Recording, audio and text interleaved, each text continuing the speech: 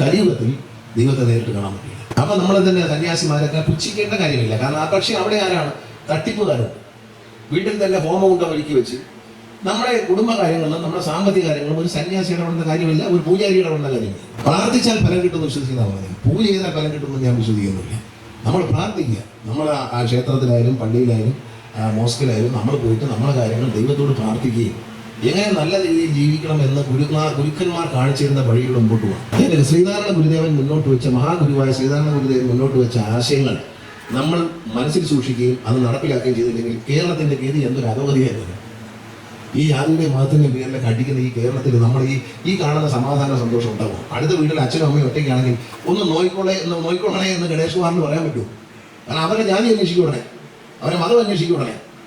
അവരെ നമ്മുടെ ജാതിയല്ല, നമ്മൾ നോക്കത്തില്ല, അത് പറ്റത്തില്ല എന്ന് ചിന്തിക്കുന്ന ഇടുങ്ങിയ ചിന്താധിക്കാരെ വൃത്തികെട്ട മനുഷ്യരായി നമ്മൾ മാറുകയാണ്.